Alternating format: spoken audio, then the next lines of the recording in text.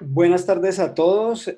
Bueno, les doy la bienvenida a esta reunión que hemos decidido hacer. No sé si todos me están escuchando. Por favor, me pueden mandar ahí un saludo, por favor. Jefe Edna, ¿tenemos buen audio? Sí, Doc, Hola se Javi. escucha perfecto. Ok. Bueno, digamos que veníamos en nuestro programa educativo enfocados un poco al tema COVID y hemos decidido realizar este consenso institucional de enfermedad coronaria no de forma caprichosa, sino que venimos teniendo algunas circunstancias en la empresa y alianzas que han hecho que podamos incrementar nuestro portafolio de servicios. Y esto está sucediendo básicamente en la sede de Samaria, donde gracias a la unión y a la asociación que tenemos con la Clínica Medicaid hoy podemos contar con un Heart Team completo. Entonces, creo que no nos va a alcanzar el tiempo. Un consenso realmente es algo muy ambicioso para hablar como de consenso en tan poco tiempo, pero vamos a hacer una opinión de expertos de nuestra institución acerca de algunas polémicas con respecto a la enfermedad coronaria. Entonces, yo vengo hablándoles hace mucho tiempo de lo que es un Heart Team. Ya muchas personas creo que están un poco cansadas de escuchar lo mismo, sin embargo, debo decirles que esto no me lo invento yo. Todas las sociedades científicas americanas, europeas, asiáticas, eh, han demostrado que cuando tomamos las decisiones de nuestros pacientes cardiovasculares en equipo, el resultado es mucho mejor. Entonces, quien esté actuando de otra manera, pues va en contra de la evidencia. Esto implica tener articulados esta serie de servicios, como lo mencioné anteriormente, ya en esta asociación que tenemos con la Clínica Medicaid podemos ofertar de forma completa. De hecho, el día de ayer tuvimos la visita de nuestros electrofisiólogos y ya hace más de casi 2 semanas tenemos en funcionamiento nuestro servicio de hemodinámica. Así como se preparan los deportistas y como se forman los equipos en el deporte, así mismo debemos ver nuestros grupos de trabajo en nuestras instituciones, rodearnos de los mejores profesionales, tomar las mejores decisiones basadas en la evidencia.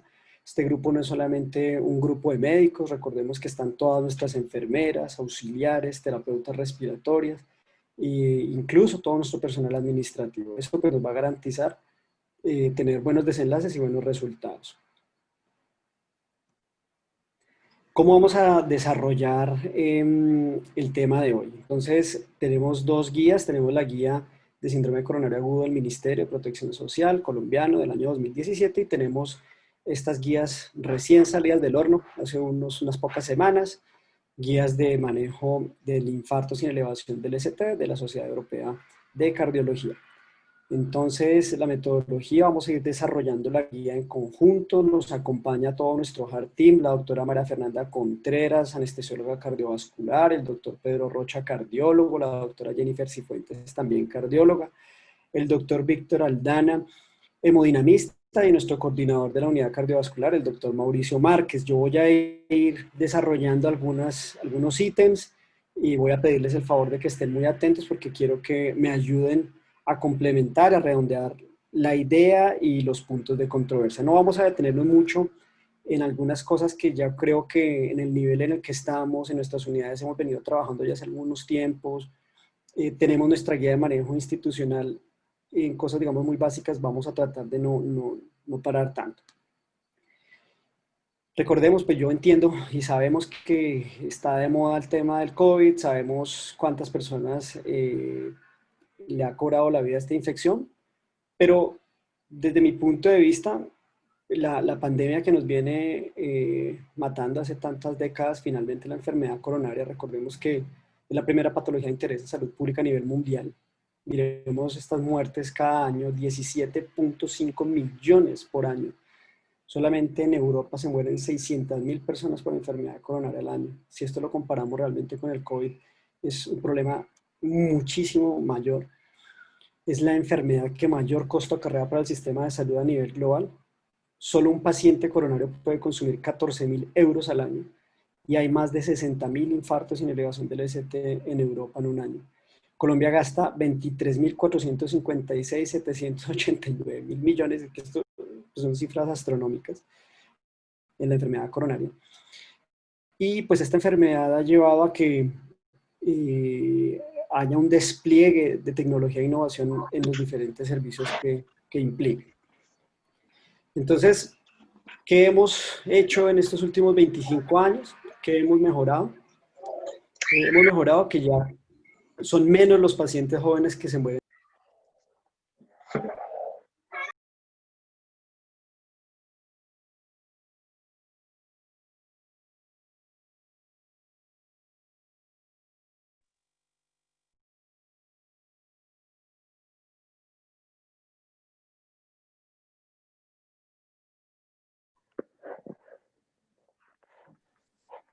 No se está escuchando.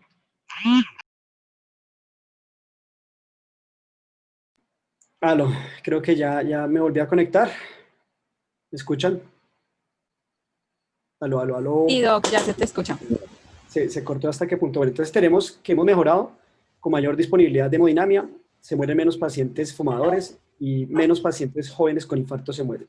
¿Qué hemos empeorado hasta el 2020? ¿Hacia dónde se va inclinando la balanza? Tenemos más obesos,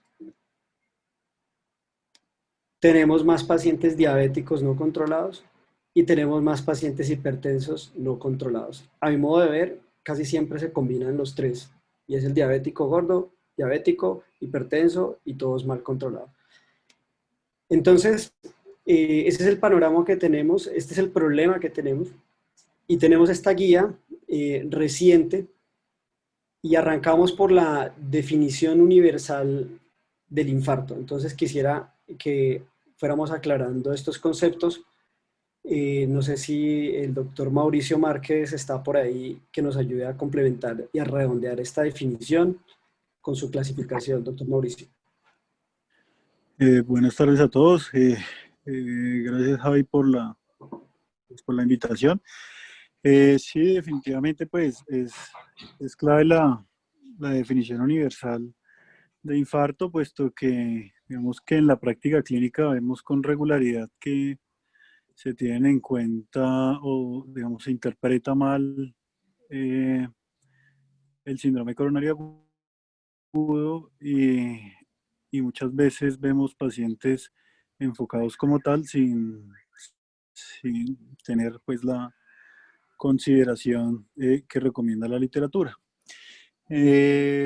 Para hablar de infarto tipo 1, digamos, tenemos que tener una asociación de una rotura o erosión de una placa pues, que genere una enfermedad aterotrombótica oclusiva. Que va a ser el infarto de miocardio tipo 1. El tipo 2, si bien ya hay unos nuevos subtipos, habla de una alteración entre el aporte y demanda de oxígeno. Clásicamente es el tipo 2, si bien puede presentarse en conjunto con enfermedad aterosclerótica, vasoespasmo, las disecciones coronarias podrían hacer parte de esto. Vemos que clásicamente el infarto tipo 2 es esto. El infarto tipo 3 es el infarto relacionado con la muerte súbita. El tipo 4 con el procedimiento de hemodinamia, con la intervención coronaria percutánea, y el tipo 5 con el CABG. Vamos a hablar un poquito en detalle de cada uno. El infarto tipo 1, pues, como bien lo mencioné, digamos que es el infarto típico que se relaciona con la placa aterosclerótica.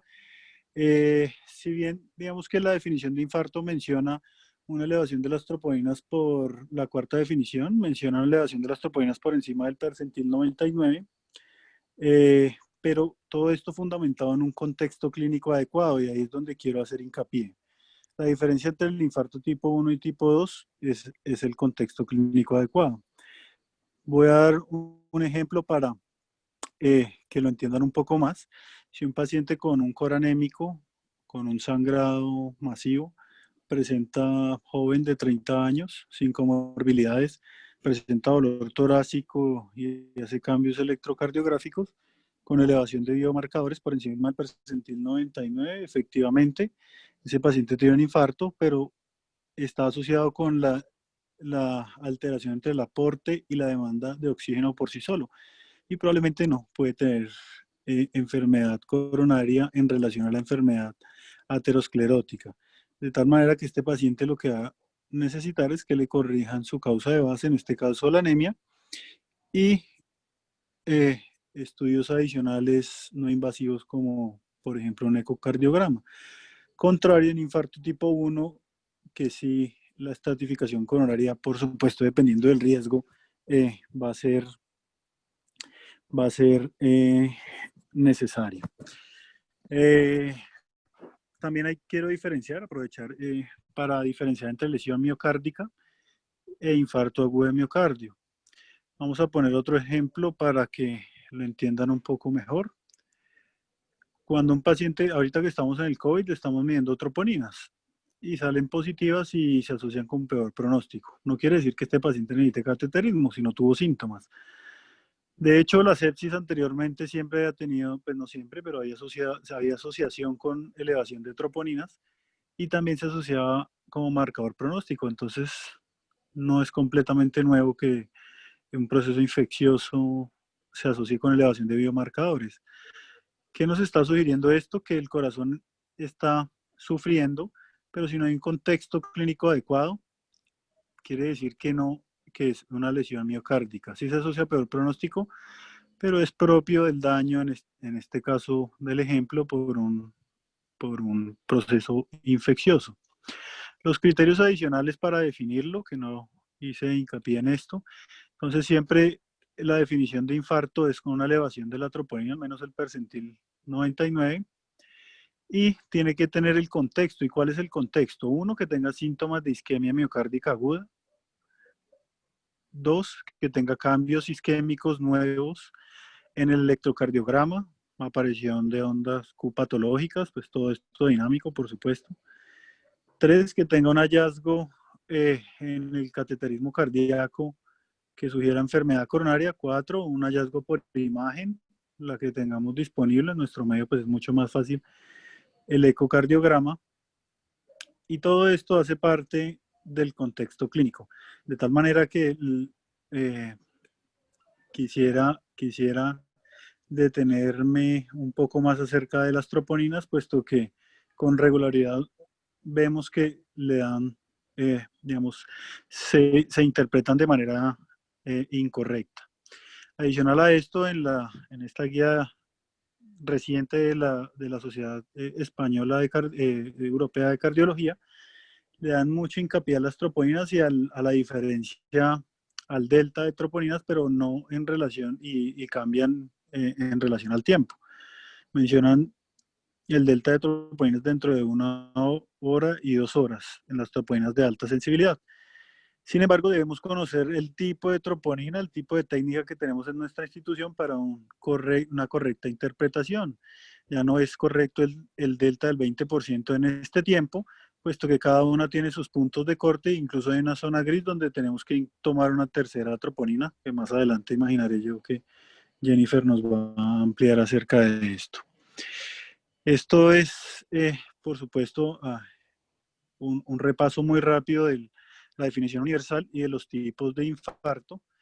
Y por último, dejarles el mensaje que en los infartos periprocedimiento, tanto en hemodinamia como en el CABASH, digamos que para hemodinamia nosotros tenemos 3 tipos de infarto, el tipo 4A, B y C, asociado con, ¿me están escuchando?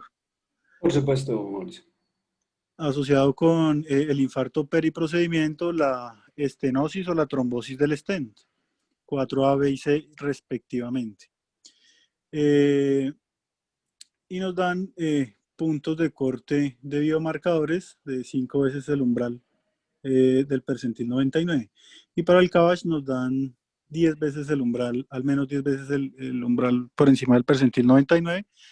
Quería hacer hincapié en relación al CABASH, a la revascularización, y es que todos los pacientes que son llevados a revascularización o a un procedimiento quirúrgico, pues por supuesto al abrirles el corazón, literal, pues van a tener una elevación de biomarcadores y este punto es arbitrario, de tal manera que aquí toma gran importancia el primer electrocardiograma, donde la elevación del ST tiene una gran importancia. Creo que un repaso muy rápido de la definición de infarto, creo que podemos seguir, Javi. Ok, sí, digamos que cada concepto, como les decía, el tiempo nos apremia. Muchas gracias, Mauricio, por su apreciación. Continuamos. Yo creo que desde hace ya mucho tiempo, no solamente la guía americana, europea, incluso también nuestra guía colombiana, definitivamente ha acaparado como la única escala de riesgo, la escala Grace, y poder enfocar nuestros pacientes en los determinados riesgos. Esto pues lógicamente nos va a dar una probabilidad de muerte intrahospitalaria, reinfarto no fatal. Nos recomiendan hacer uso del TIMI cuando no podamos hacer escala Grace. Aquí tenemos la escala, sus interpretaciones. Bueno, Mauricio, ¿usted qué es el que usualmente nos recibe nuestros pacientes en la unidad cuando ingresan de otras instituciones, servicios de urgencias? ¿Alguna observación con respecto a esto? Sí, una observación muy rápida, pues definitivamente la escala que se recomienda pues, es el GRACE. El TIMI, digamos que en general pues, no deberíamos utilizarlo. Puntualmente el GRACE nos sirve para, pues, por supuesto, desenlaces cardiovasculares y fatales como escala pronóstica, eh, y pues nos divide los pacientes en bajo, intermedio y alto riesgo. Puntualmente quería mencionar acerca del bajo y el intermedio y el alto riesgo. Los pacientes con riesgo bajo, menor de 109, y la estancia NUCI. Quiero ver la asociación con la estancia NUCI. Pues uno de los pacientes que tienen Grace más de 140, perdón, deben ser llevados a cateterismo dentro de las primeras 24 horas. Entonces nos da manejo. Y también nos da estancia en la UCI. Los pacientes que tienen un infarto con un Grace bajo, menos de 109, esos pacientes deben durar en la unidad de cuidado intensivo hasta 24 horas. Es decir, no más de 24 horas. Los pacientes con riesgo intermedio alto nos mencionan que deben durar en la unidad de cuidado intensivo más de 24 horas, digamos, más de un día. Si este paciente no tiene pues isquemia en curso, dolor torácico persistente, cambios dinámicos o arritmias que sugieran que el paciente debe estar en la unidad de cuidado intensivo, en general no debería estar más allá de un par de días los de riesgo alto e intermedio, si no tiene ninguna de esas características que le confieren muy alto riesgo o, por supuesto, particularidades durante nuestra evaluación clínica. De tal manera que no solo nos da pronóstico, sino que nos da manejo y estancia en las unidades de cuidado intensivo. Correcto. Entonces nos quedamos, escala Grace, queda completamente claro. Sé que en algunas de nuestras unidades, algunas veces no hacemos esto al pie de la letra. Afortunadamente lo mencionamos hoy, pocos auditores conocen de esto, si no tendríamos unas glosas muy grandes, pero es lo que se recomienda, estratificar el riesgo y el tiempo que debería permanecer el paciente en nuestras unidades de cuidado coronario. Siempre pues ha sido un desafío poder hacer un diagnóstico electrocardiográfico en los pacientes con bloqueos de rama izquierda. Hace ya más de 20 años se viene hablando de los criterios de Asgarbosa y tenemos a los médicos generales de nuestras unidades. No sé si el doctor Pedro Rocha se encontrará conectado, que de pronto nos haga algún comentario acerca de estos criterios, interpretaciones.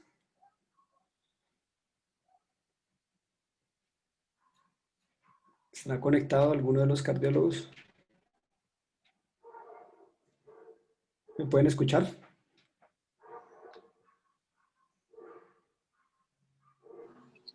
Javi, ¿me repite la pregunta, por favor? Hace ya mucho tiempo, Pedro, me escucha mejor, es que la señal creo que está fallando un poco. Quisiera Sí, que sí, lo nos escucho. contara, Pedro, los criterios de Garbosa, cómo nos aportan pacientes con bloqueos de rama izquierda, explicarnos un poco acerca de su utilidad clínica, eh, sobre todo Vale. para enfocar nuestros médicos generales que reciben y algunas veces tienen dificultades para interpretar los primeros electrocardiogramas. Gracias. Un minuto, Javi. Eh, bueno, realmente los criterios de Escarbosa, igual que otros dos criterios, se han utilizado durante el tiempo para diferenciar cuando un bloqueo de rama izquierdo corresponde, digamos, a un evento antiguo o cuándo corresponde a un evento agudo, que es lo que nos interesa en este consenso de enfermedad coronaria aguda. Llama la atención, digamos, estos criterios siempre han estado ya más o menos 20 años o más años de uso, pero en este consenso 2020 europeo llama la atención la relevancia y la importancia que le da nuevamente al bloqueo de rama izquierda, y eso ha resultado de los estudios donde han demostrado que tanto el bloqueo de rama izquierda y ahora, escúchame bien, el bloqueo de rama derecha, que está tan olvidado, marca un pronóstico y una mortalidad relevante. De ahí la importancia que nosotros hagamos un diagnóstico agudo. Entonces, hay unas escalas que hizo Escarbosa para hacer esta diferencia, como lo tiene usted bien en la diapositiva, para hacer esta diferencia. Y en este consenso nos obliga a nosotros los médicos y a nosotros los clínicos a hacer el ejercicio juicioso y tomar cada uno de estos puntos para saber si ese paciente presenta un evento coronario o no. Es muy importante lo que dijo el compañero anteriormente, el intensivista, ay, se me olvidó el nombre. Bueno, él utilizó la palabra el contexto. Es muy importante eso porque el bloqueo de rama izquierda y la enfermedad coronaria aguda o infarto sin elevación del ST debe tener en cuenta que traiga un contexto, es decir, que traiga clínica de enfermedad coronaria. ¿La clínica cuál es? O dolor o disnea, porque también hace un año se hablaba de la relevancia y la importancia del pretest de la disnea que no se tenía en cuenta como pretest anteriormente. Entonces, en el contexto y más los factores de riesgo, por eso es súper importante hacer una anamnesis adecuada antes de enfocar a estos pacientes. Y ya con esos tres pilares, metemos al paciente en un bloqueo de rama de izquierda y hacemos el score de Escarbosa, o podemos hacer los otros de score que también recomiendan la guía, y ahí sí determinar si el paciente cursa con un evento coronario agudo o es un evento crónico. Bueno, entonces este cuadro es un algoritmo diagnóstico y como un triage en los pacientes con síndromes coronarios agudos. Sabemos que la gama de presentaciones es muy amplia, desde puede ser un dolor atípico, palpitaciones, un dolor tipo picada, hasta un dolor opresivo, irradiado a cuello, dorso, hombros, mandíbula. Entonces como que la gama de presentaciones es muy alta, pues hasta la muerte súbita. Entonces es importante siempre correlacionar muy bien los síntomas y según los síntomas saber si el paciente tiene baja probabilidad, probabilidad intermedia o una probabilidad alta. Entonces, primero con los síntomas y los signos vitales podemos saber qué probabilidad tiene el paciente de estar cursando con un síndrome coronario agudo. Viene después el electrocardiograma. Si el paciente tiene un dolor de baja probabilidad con un electrocardiograma normal, pues ya disminuye muchísimo más la posibilidad de que tenga un síndrome coronario. Si tiene cambios en el electrocardiograma como una depresión del ST muy leve, inversión de las ondas T planas, pues ya nos da como una probabilidad intermedia, o bueno, si ya tiene elevación del ST, ya se iría para el algoritmo de síndrome coronario con elevación del ST. Entonces, luego que tenemos ya la integración entre los síntomas, los signos vitales y el electrocardiograma, vamos a tomar las troponinas. Acá recomiendo un algoritmo de un delta de 1 hora, de 2 horas o de 3 horas. Entonces, si la troponina nos sale negativa y el electrocardiograma es normal y el paciente tiene baja probabilidad y no hay delta de troponinas, pues descartamos completamente el infarto. Este rule out que ponen ahí del infarto tiene como un valor predictivo negativo para infarto de miocardio como el 97%, es muy bueno. Entonces ya quedaríamos tranquilos de que el paciente no tiene un síndrome coronario agudo. Siempre y cuando tenga un dolor atípico, un electro normal y troponinas negativas, ¿no? Luego, si el paciente tiene un dolor de probabilidad intermedia, las troponinas son positivas o negativas, pues más como una angina inestable, dejamos al paciente hospitalizado, observamos, acá nos dan la opción de la tercera troponina o de tomar un ecocardiograma y definir si el dolor es no cardíaco, si es una angina inestable o si tiene alguna otra etiología cardíaca. Y si el paciente tiene las troponinas positivas con un delta significativo, pues consideramos infarto y ya iría a una sala de hospitalización. Entonces es muy importante tener en cuenta el algoritmo que nos dan, las características del dolor, los signos vitales, la troponina y el electro, integrarlo todo para saber si podemos descartar el infarto o no, porque según los algoritmos de ellos, según los valores predictivos positivos y negativos, el rule-in, o sea, si consideramos que el paciente sí tiene un infarto, la posibilidad de que sí tenga un síndrome coronario agudo es del 75%. Y si vamos al paciente al rule-out, la posibilidad de que no tenga un síndrome coronario agudo es del 99%. Entonces, pues es un algoritmo muy bueno si queremos utilizarlo. En Medicadis, nosotros preguntamos qué troponinas podemos utilizar en el laboratorio y podemos hacer el delta de 0 a 2 horas. Es muy importante que, Javi, te pon la diapositiva que sigue. acá. Bueno, es muy importante que la, la troponina de 0 a 1 hora, 0 a 2 horas o 0 a 3 horas es desde que se toma la muestra, más no desde que sale el reporte. O sea, tomamos una muestra a la hora 0 y tomamos una muestra a las 2 horas desde que se toma la muestra. Es importante tenerlo en cuenta porque si el paciente tiene un infarto y si es una troponina ultrasensible, se tiene que evidenciar un delta.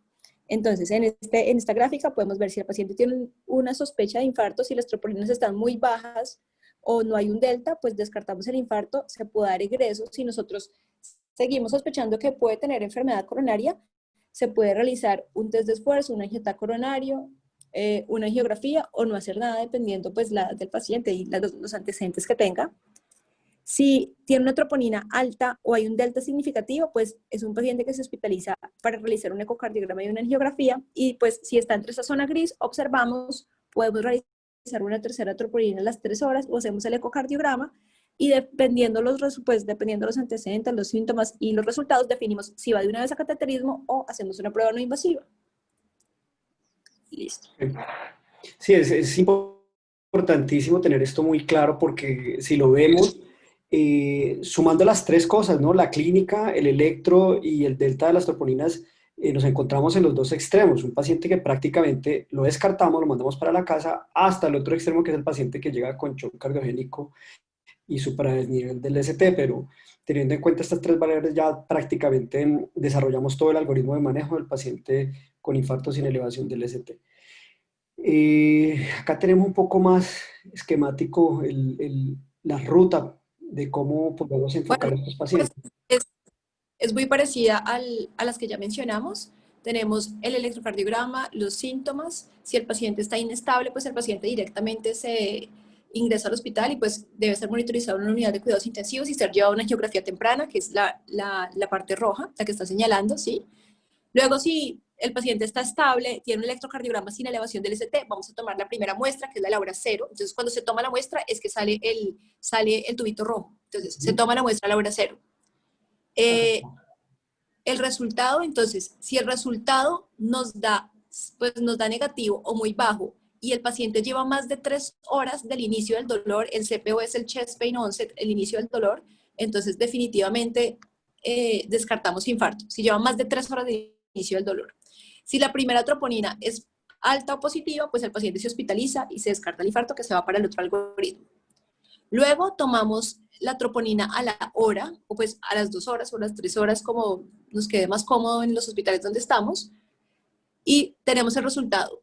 Si este resultado no tiene delta significativo o sigue negativa, que se va hacia el lado verde, pues descartamos infarto, considerar diagnósticos diferenciales.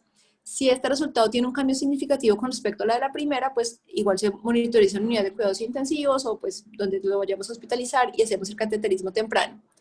Si tenemos alguna duda, no hay un delta significativo, si el paciente es de muy alto riesgo, podemos realizar una tercera troponina o hacer el ecocardiograma. Si la tercera troponina tiene cambios significativos, pues se hospitaliza el paciente. Si no tiene ningún cambio, pues ya nosotros miraremos qué le queremos hacer diferente al paciente según los antecedentes y según las escalas de riesgo que tenga el paciente. Entonces ahí sale como observar o pues disponer de acuerdo a los diagnósticos diferenciales. Nos dan como según el colorcito en el que se encuentre, según si es de alto riesgo, si tiene troponinas positivas, negativas o en zona gris, nos dan ahí unos riesgos que es de muy bajo riesgo que tenga un infarto de menos de 0.3 o de muy alto riesgo que tenga un infarto que es del 65%. Entonces, pues este algoritmo también nos sirve mucho. Por eso es tan importante recordarles, están conectadas otras sedes, averiguar en sus laboratorios de referencia qué tipo de troponinas son las que tienen para de esa misma manera empezar a adecuar sus algoritmos de manejo. Y hay que preguntar si tienen ultrasensibles o si es troponina I o troponina T. Y que ellos nos digan y nosotros podemos mirar ahí qué algoritmo de manejo les queda más fácil. Ok, el doctor Pedro todavía seguirá conectado. Quisiera que nos diera un concepto, doctor Pedro, definitivamente las imágenes no invasivas en el contexto de pacientes con infarto sin elevación del ST, con un electrocardiograma completo que sea negativo, troponinas de alta sensibilidad negativas, con una mejoría del dolor. ¿Qué aporte nos podría dar el ECO-TT, ecoestrés, cardioresonancia? ¿Qué opinión tiene acerca de esto, doctor Pedro? Claro. ¿Me escuchan? Perfectamente. Bueno, entonces, Uno de los cambios importantes de esta guía y que llevamos más o menos también hablando hace 5 años son la importancia que juega el papel de las imágenes diagnósticas en enfermedad coronaria. El ecocardiograma, digamos, tiene varias ventajas a diferencia del angiotac coronario y la resonancia magnética coronaria o cardíaca, y es el hecho de poderlo utilizar en nuestras unidades de cuidados intensivos y el hecho también que no irradia, digamos, no tiene irradiación a diferencia del angiotac. El valor, digamos, el valor pronóstico que nos da el ecocardiograma es el valor pronóstico, el valor pronóstico positivo. Es decir, como explicó Jennifer, entre los cambios más importantes de esta guía es que hablan de 1 o 2 horas entre las troponinas que se hacen ultrasensibles, es importante, ultrasensible, para tomar la decisión si este paciente tiene un evento coronario agudo, sin elevación del ST. Cuando tenemos la duda, el ecocardiograma juega como valor pronóstico positivo. Eso quiere decir que si tiene trastornos o segmentarismos, podría o indicar con la clínica del paciente, resalto, con la clínica del paciente, indicar que tiene un evento coronario agudo. Sin embargo, el valor pronóstico negativo no es muy bueno en el ecocardiograma. Mejora un poco con una técnica que se utiliza que se llama straining, que mira la fibra miocárdica, mejora el valor pronóstico negativo. Eso indica que si es normal y el paciente tiene alta sospecha de enfermedad coronaria, no puede descartar que tenga un evento coronario. Realmente debemos seguir buscando y en este caso la única forma es hacer una angiografía coronaria. Pero si el valor pronóstico, en este caso, muestra trastorno segmentarismo y la clínica lo indica, sí es de gran ayuda. Ahora, también es de gran ayuda por lo que les dije al comienzo, porque es un estudio que no irradia, porque lo tenemos a la cabecera del paciente y nos ayuda a definir. Respecto al angiotac, eso ha sido una revolución total. Desafortunadamente, creo que en Ibagué pues todavía no tenemos la posibilidad de tener angiotac coronario. Los últimos estudios y los recargan en esta guía son buenísimos. Nos sirve para descartar de forma casi del 95% de valor pronóstico negativo una enfermedad coronaria. Y para valor pronóstico positivo, si no tiene un calcio importante en la arteria, porque eso nos puede dar, digamos, un falso positivo cuando tiene mucho calcio, aunque el calcio por sí también indica enfermedad coronaria, pero puede ser, digamos, no en el evento agudo, también nos ayuda. En el caso de Medintegral Medicaes, en el momento pues no lo tenemos a la mano. Cuando lo tengamos, los clínicos es bueno que hagan uso de él para poder descartar antes de la arteriografía coronaria. Respecto a la cardioresonancia, en este caso o sea, la cardioresonancia tiene varios modos. El modo que nos interesa, digamos, es el modo de perfusión, que es una técnica muy similar a la que utilizamos con la perfusión miocárdica que se utiliza con medicina nuclear. En este caso nos habla de enfermedad coronaria, ¿no? Y también tiene casi los mismos valores que el ecoestrés, y que la perfusión miocárdica. Es muy, muy bueno. Sin embargo, donde juega un papel muy útil es en estructuralidad y en trastornos metabólicos. Ahí es donde y en función ventricular, cuando el volumen, es donde, digamos, la resonancia se lleva a los otros estudios. Pero en este caso que estamos hablando hoy puntualmente, digamos que haría como una tercera opción la resonancia magnética nuclear con perfusión, después del ecoestrés y después de la perfusión y después del angiotac coronario. Y por último, la arteriografía sigue jugando un papel muy, muy importante. Tener en cuenta que, como lo explicó la doctora Jennifer, tiene su papel es en el paciente de alto riesgo. Ahí no hay ninguna duda, la arteriografía es el examen de elección. Sin embargo, en los pacientes de riesgo intermedio o riesgo bajo, recordar que la arteriografía es un estudio que irradia, que aparte de eso tiene medio de contraste. Entonces, a veces abusamos de este estudio y no tenemos en cuenta los medios no invasivos que nos dan información muy útil y que no tiene, digamos, estas desventajas que tiene la arteriografía coronaria. Muchas gracias, doctor Pedro. Sí, definitivamente vemos, creo que esta pregunta también va enfocada a lo mismo, pacientes de bajo riesgo con un Grace menor de 108. Vemos cómo el ecocardiograma, el TT convencional viene jugando un papel en ese algoritmo diagnóstico, en tratar de orientarnos un poco hacia el riesgo de este paciente. Vemos también cómo esta guía prácticamente cae en desuso la prueba de esfuerzo. No sé si de pronto Jennifer, qué opinión tenga, la rescatamos, prueba de esfuerzo definitivamente No, no. la prueba de esfuerzo desde hace mucho tiempo sabemos que tiene una sensibilidad muy mala para enfermedad coronaria de más o menos del 65%. Eh, los pacientes muy de vez en cuando de verdad hacen el infranivel del ST, entonces yo considero que la prueba de esfuerzo de verdad no la soliciten. Se puede dejar para pacientes de muy bajo riesgo, pacientes muy jóvenes con un dolor muy atípico, sin antecedentes de enfermedad coronaria, pero de resto descartemos completamente la prueba de esfuerzo porque ahora hay técnicas muchísimo mejores. Un paciente de bajo riesgo joven se puede hacer un angiotac coronario para estar seguros y quedamos completamente seguros, y no como la prueba de esfuerzo que nunca vamos a estar seguros por esa sensibilidad tan bajita que tiene.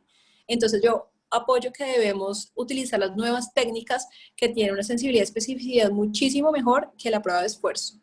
Y yo quiero mencionar otra cosa del ecuestrés, no sé qué opina el doctor Pedro Rocha, pero yo allá cuando estuve en Nueva York, yo no vi un solo ecuestrés que hicieran sin contraste. Y obviamente pues eso mejora el rendimiento del ecuestrés de ellos. Acá pues a nadie le ponemos contraste. Entonces no sé si el ecuestrés que nosotros hacemos es equivalente al que hacen ellos allá en Estados Unidos, que a todos le ponen contraste, y si tienen dudas en el transtorácico también le ponen contraste. Doctor Pedro, ¿nos escucha? Sí, doctora, lo que pasa es que, digamos, el contraste nos ayuda a dibujar la parte ventricular y, digamos, en las ventanas que no son muy buenas, no, no, digamos, ahí es donde aporta. Sin embargo, un ecoestrés sin contraste, con los equipos que tenemos actualmente de última tecnología, que tienen una muy buenas técnicas para adquirir muy buenas ventanas, realmente la sensibilidad en los estudios y especificidad son muy buenas y se asemeja a la perfusión miocárdica. Ahora, yo defiendo, digamos, desde mi punto de vista, el ecoestrés por el hecho que, a diferencia de la perfusión miocárdica, no genera irradiación. Y ya, como les repito, en todos los estudios, la especificidad y sensibilidad es equiparable a la perfusión miocárdica y equiparable, digamos, a los otros dos estudios que están digamos, ahorita, por decirlo de alguna forma, de moda, que es la resonancia magnética nuclear para perfusión y el angiotac coronario. Entonces, Bueno. el ecoestrés lo dejo únicamente, digamos, si yo quiero dibujar, tengo dudas de la ventana que no me da, se genera medio contraste, pero realmente que mejore la sensibilidad y especificidad con los equipos actuales no nos va a dar mayor información. Muchas gracias. Sí, realmente la resonancia cada vez coge más fuerza. Medicadis tiene un resonador bastante bueno. Lástima, no tenemos el software gatillado, pero es un estudio que integra todo, ¿no? Función, perfusión, estructura. Pienso que cada vez más va a tener un lugar más importante en definir estos pacientes. Bueno, con respecto digamos que parte del algoritmo es tomar la decisión del manejo y la antiagregación dual. Siempre debemos estratificar el riesgo de sangrado en estos pacientes. Vemos cómo la escala o el score PRECIS cruzada de acuitis, los que mencionan, finalmente creo que no hay discusión en que debemos usar el PRECIS como este score de riesgo de sangrado para tomar decisiones. ¿Es correcto o me corrigen los Doc- clínicos, por favor? Doctor Javier, el Sí. doctor Aldana quiere intervenir. Doctor Aldana, su merced puede prender su micrófono y participar. Hola, buenas tardes a todos. Muchas gracias por permitirme estar acá. Pues nada, voy a prender mi cámara por si, eh, como tratar de saltar de esta virtualidad y no sentir que uno está hablándole solamente a la pantalla del computador. Estaba escuchando atentamente los comentarios antes de los scores de riesgo, Javier. Estaba escuchando atentamente a la doctora Cifuentes y al doctor Rocha. Y, y de pronto, no sé si esté equivocado, pero lo que entiendo de traer esto acá es adaptar esta guía, que es una guía europea que se liberó este fin de semana en el Congreso de Cardiología, pero creo que debemos adaptarla a la realidad de la institución y de lo que estamos haciendo hoy por hoy, porque, pues, primero lo que quería saber es cuánto se tarda hacer un ecocardiograma normal, no un ecocardiograma ni estrés, ni 3D, ni etcétera, etcétera.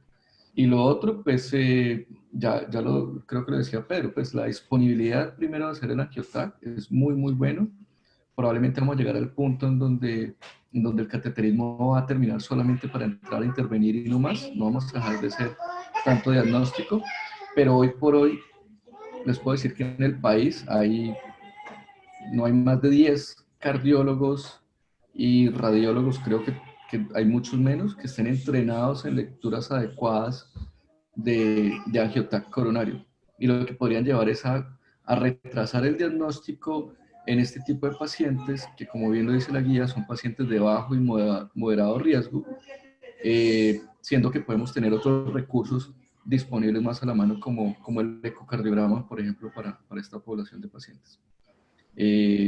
Digamos que eso era como lo que quería decir de eso, y entendiendo que, por ejemplo, las unidades que están en Líbano, Chaparral, no sé qué tanto sea el tiempo de respuesta para hacer un ecocardiograma ya también y resolver el problema del paciente, y no ahora sumarle que tengamos que hacer un angiotac y que la angiotac termine haciéndose en 15 días en Bogotá o en algún otro lado, y no le resolvemos el problema al paciente.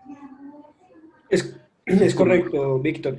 Yo creo que sí, el fin de esto es revisar la guía, lógicamente, tratar de unificar un protocolo, pero es un protocolo que tiene que ir ajustado de acuerdo a la realidad local, regional y geográfica de cada unidad.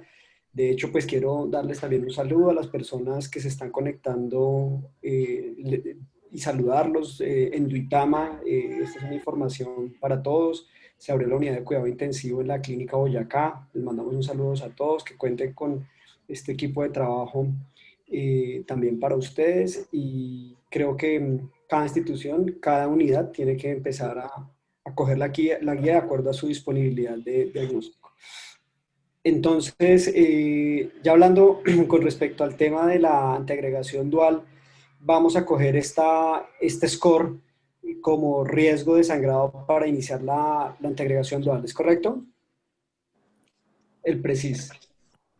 Sí, pero Javi, el preciso es importante que claro que lo hacemos cuando le vamos a dar el egreso al paciente, lo hacemos ya los especialistas de EPIs o de UCI cuando le vayamos a dar salida. Entonces, ese preciso mira según la hemoglobina, el hemograma, bueno, unas variables, hacemos el score. Si tiene menor de 25, pues es un paciente que se beneficia de una terapia prolongada, y si tiene mayor de 25, tiene alto riesgo de sangrado y no se beneficia y no protege contra los eventos isquémicos. Entonces, este score no creo que sea tan importante mencionarlo, ese lo hacemos nosotros y con eso definimos el tiempo de anticoagulación, que yo creo que puedes poner la diapositiva que sigue. Acá sí, La de la en esta de acá, yo creo que este es el algoritmo al que te refieres. Sí. Con respecto bueno, son los pacientes que tienen infarto sin elevación del ST, en quienes pensamos que van a necesitar una intervención coronaria percutánea, ¿cierto? Exacto. Entonces, tenemos... Regular igual para la PCI, pero según el riesgo de sangrado, que nos puede ayudar el Precise DAPT, si tiene bajo riesgo de sangrado, si tiene alto riesgo de sangrado, muy alto riesgo de sangrado. Entonces, si tiene muy alto riesgo de sangrado, ojalá dejarlo con una doble terapia solamente un mes y después dejarlo solamente con el antiagregante que ellos proponen, el clopidogrel. Si tiene alto riesgo de sangrado, una terapia dual por 3 meses y luego solo con aspirina. Y si tiene bajo riesgo de sangrado, hay 2 opciones: la doble terapia por 1 año. Ahora el prasugrel toma mucha fuerza, es el medicamento de primera línea para los pacientes que son llevados a PCI, aunque no debemos olvidar que el prasugrel tiene como unas limitaciones en los pacientes menores de 60 kilos, mayores de 75 años, en los pacientes que han tenido antecedentes de ACV, que está completamente contraindicado. Si el prasugrel no se puede dar por estas limitaciones, debemos administrar el ticagrelor y el clopidogrel. Son muy claros que solo se puede dar cuando esos medicamentos, el prasugrel y el tica, no estén disponibles, estén contraindicados o el paciente no los tolere. Es la única indicación de dar ahora el clopidogrel. Sí, entonces, dime. Yo sí quería que discutiéramos esto, porque de forma convencional vemos cómo en todos los sitios usamos azaclopin, y vemos que la gran mayoría de nuestros pacientes se encuentran en estos pacientes de bajo riesgo de sangrado, ¿sí? Entonces vemos cómo el ticagrelor, el prasugrel, digamos, empiezan a ser protagónicos. Ustedes que manejan esto todos los días, los clínicos, digamos, no sé en la realidad qué tan fácil sea, que yo sé que el formato MIPRE es de diligencia, pero qué tan real es que le lleguen estos antiagregantes, Jennifer, ¿cómo lo ves? Bueno, Javi, Pues, sí. mire, en mi experiencia, digamos, el problema es, bueno, el deber ser es que el hemodinamista, en este caso Víctor, teniendo en cuenta la anatomía coronaria que él encuentre durante su arteriografía, él determina, digamos, el tamaño del stent, si es bifurcado, él pone, digamos, en su informe si el paciente requiere ticagrelor o no, o plasugrel o clopidogrel, teniendo en cuenta, digamos, el riesgo de restenosis de ese stent. La guía europea, lo que dice la doctora Jennifer, es muy cierta. El plasugrel tomó una importancia que no tenía. Definitivamente pone en un segundo paso al ticagrelor, que llevaba como rey por el estudio Plato casi 5 años. Pero la realidad en Colombia, y tenemos que adaptarnos, es que, digamos, no le van a dar a todos los pacientes el plasugrel y a no a todos los pacientes les van a dar el ticagrelor. El problema es que un paciente sin un TP2, Y2, es un riesgo de estenosis del estén. Yo les digo, entrenada, preferiblemente asegurarles que les den el clopri, porque tener un paciente que le ponen 2 o 3 estén medicados, que ande sin nada, esperando un MIPRES o que una tutela le salga para el TICA o el PLASU, es un lío. Entonces, yo pienso que esta guía, luego la sociedad colombiana digamos, dirá un paper respecto a eso, pero por ahora yo pienso que estos pacientes, digamos, la única indicación de iniciar los otros dos sería que Víctor nos indicara, mire, realmente este tiene un riesgo de estenosis altísimo, ni por el riesgo le van a dar clopi porque se va a restenosar, entonces sigamos con TICA o con Prazo. De lo contrario, el clopidogrel en Colombia va a estar por lo menos unos 5 años.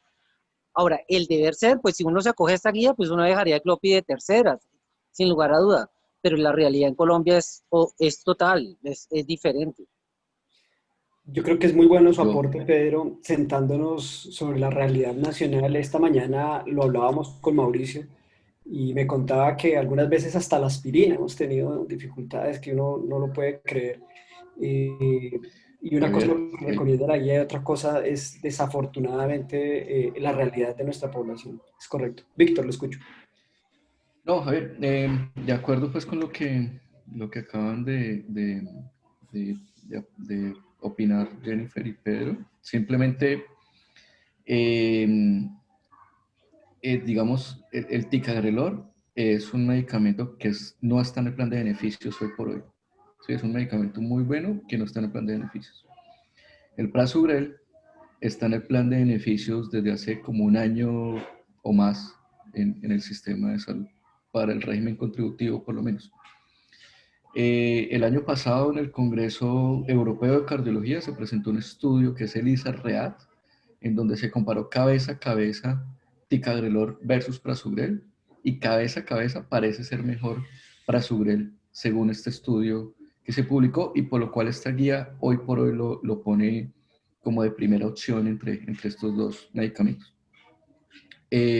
Sin embargo, como bien dijo la doctora Cifuentes, hay 3 warnings o 3 alertas que hay que tener en cuenta para el prasugrel, que son pacientes con evento cerebrovascular, bajo peso o alto riesgo de sangrado, que no pueden recibir el prasugrel. Y la limitación con el prasugrel es que en el Triton-TIMI, que fue el estudio pivotal de él, y en este ISA-REAT, en el protocolo de estudio, el prasugrel se administró a los pacientes una vez que se conocía la anatomía coronaria, porque se hizo otro estudio con prasugrel para tratar de administrarlo antes de conocer la anatomía coronaria, es decir, antes del cateterismo cardíaco, y no mostró resultados favorables. Luego, es una limitación que hay que tener presente. Y yo les cuento también, en vista de toda esta evidencia, nosotros, en otra institución en la cual yo trabajo, quisimos migrar a Prasugrel, precisamente por la evidencia clínica.